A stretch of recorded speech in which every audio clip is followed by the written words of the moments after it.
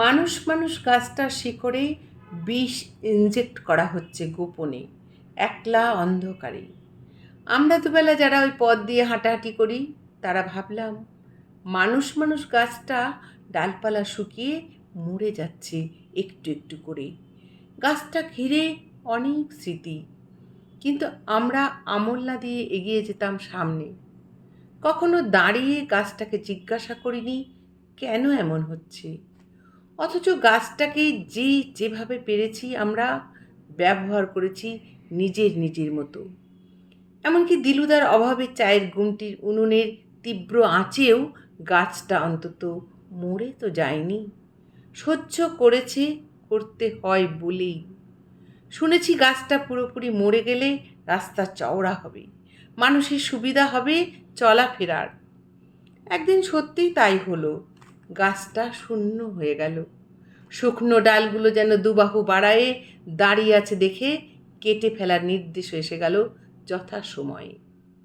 মানুষ মানুষ গাছটাকে কেটে ফেলার সময় লোকেরা দেখল শিকড় চারিয়ে গেছে মাটির নাভি মূলের ভিতরে। সেখানে কি ভীষণ সতেজ মামা গন্ধ। তখনও বিষ পৌঁছায়নি ওখানে। যান্ত্রিক করার জন্য রাত দিন কত কসরত, কত পরিশ্রম, কত পরিকল্পনা সার্থক হচ্ছে। আর টস টস করে শিকড়ের রস, শিকড়ের কান্না মাটিতে মিশে যাচ্ছে। চিরে ফেলা হলো গাছটার বুক, গাছটার মন ফালা ফালা হলো। গরম চায়ে চুমুক দিল গাছ কাটার লোকজন। একজন দেখল গাছটার গায়ে হাজারো হাবিজাবি দাগ।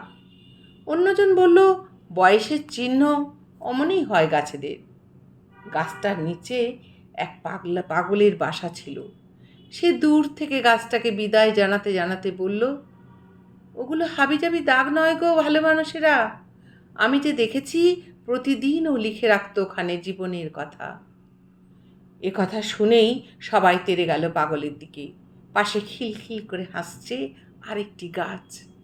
ও কিছু বুঝতেই পারছে না, ও জানেও না আজ রাতে ওকে বিষ ইনজেক্ট করা হবে।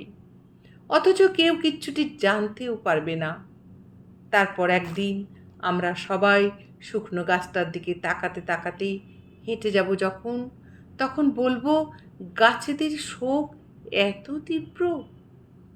ওরা বেশ আগে কেমন পাশাপাশি বাঁচত। এরপর আবার করাত চলবে, হিসেব নিকেশ চলবে, জায়গা ফাঁকা হবে, অবাঞ্ছিত সেতু গড়তে আসবে কেউ কেউ।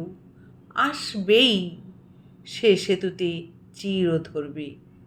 অথচ আমরা কেউ কিচ্ছুটি বলবো না।